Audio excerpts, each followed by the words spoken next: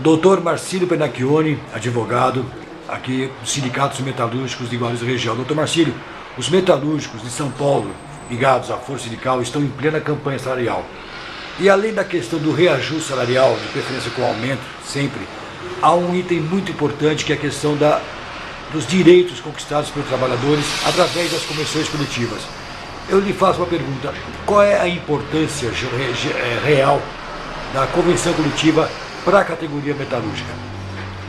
Muito bem, Titico. A convenção coletiva de trabalho é um instrumento antigo. Nós, em Guarulhos, eu acredito que tem aí mais ou menos 40 anos de idade e sempre recheada de reivindicação. A nossa data base é 1º de novembro, significa que no dia 31 de outubro agora de 2017, a nossa convenção coletiva tem a sua vigência encerrada e há necessidade que seja renovada a partir do dia 1º de novembro. Muito bem. O trabalhador às vezes pensa que o reajuste salarial é automático pela existência de alguma lei de política salarial. Eu sempre faço questão das nossas assembleias, em todas as oportunidades, de deixar registrado que não existe política salarial na legislação atual, ou seja, não há renovação automática, não há aplicação automática de reajuste de salário por lei. O reajuste de salário só existe se ele for negociado no âmbito da convenção coletiva entre sindicatos de trabalhadores e sindicato patronal. Então veja, o primeiro ponto é o próprio reajuste salarial. Ele não existiria se não fosse a convenção coletiva de trabalho. Vamos além do reajuste de salário. Por exemplo, o piso salarial, que vamos chamar de salário mínimo dos metalúrgicos, ele representa quase 2 salários mínimos. Então imagina você, se no dia 1º de novembro nós não renovarmos a convenção coletiva, o piso salarial, o salário normativo da categoria, que é de quase 2 salários mínimos, ele passa a valer aquilo que é a lei. Ele passa a valer só para um salário mínimo para todas as categorias. Então, no momento que você renova a convenção coletiva, você também você prorroga a existência do salário normativo, repito, que representa quase 2 salários mínimos.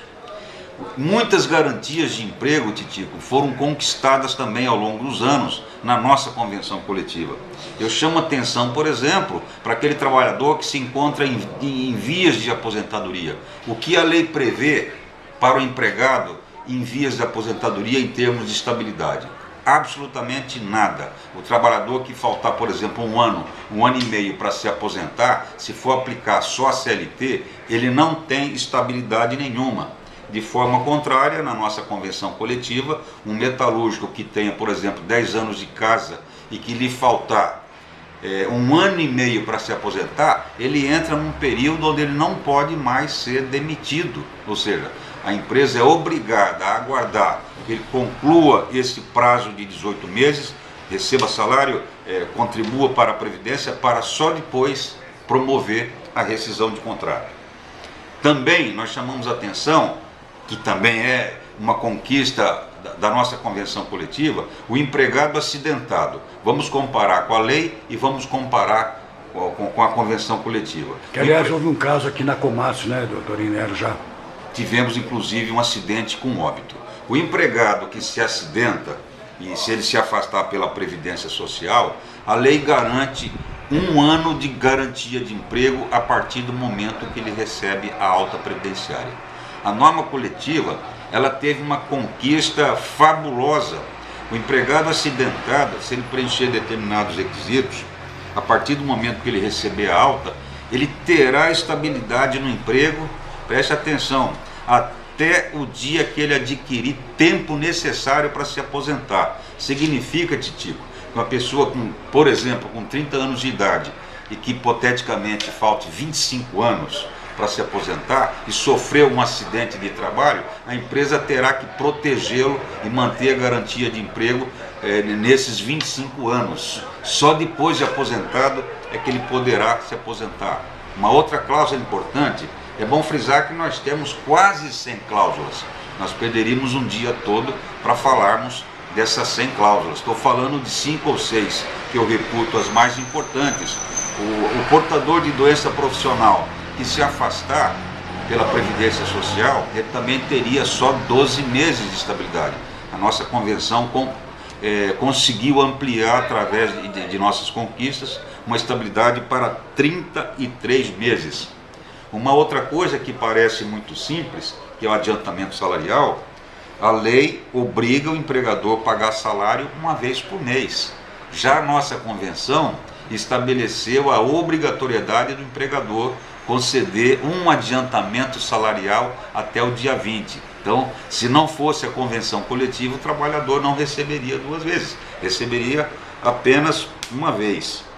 E são muitas conquistas. Posso falar mais uma de suma importância. O trabalhador que se afasta pela Previdência Social, ele pode, num exemplo, receber um salário hipotético de R$3.000, e no momento que ele começa a receber o benefício, ele constata que o benefício previdenciário foi apenas de R$2.200. Durante um período de 120 dias, a empresa se obriga a complementar essa diferença de mais de R$800, de modo que ele atinja aí a remuneração de R$3.000. Então, eu estou dando esses exemplos para que o trabalhador entenda a importância da renovação de uma convenção coletiva de trabalho. Estamos às vésperas, praticamente, doutor, do Dia das Crianças, né? E há um detalhe também muito importante da convenção coletiva, não só um grupo, não só em todos os grupos patronais, mas em alguns, que a questão da licença maternidade também é um direito que pode ser perdido, né? A licença maternidade, no grupo do Sindipeças, por exemplo, nós conseguimos aumentá-la para 180 dias. Hoje a lei dá 120 dias de afastamento para amamentação, para cuidar do filho. A convenção coletiva ampliou esse período no Sindipeças, e nós estamos constantemente reivindicando que esses 180 dias sejam estendidos também para os demais grupos do setor metalúrgico. Doutor, para encerrar, esse seu recado muito importante para todos os trabalhadores, não só para os metalúrgicos, né, mas para todos os trabalhadores, que conclusão se tira de tudo isso, doutor? Titico, a reforma trabalhista ela entra em vigor agora no dia 11 de novembro. Uma coisa boa, aliás, temos quase nada de bom para falar dessa reforma trabalhista, mas uma coisa boa é que é a preponderância do negociado sobre o legislado. Então, isso valoriza mais ainda as negociações coletivas à medida que o negociado vai se sobrepor ao legislado. Agora, os direitos que nós...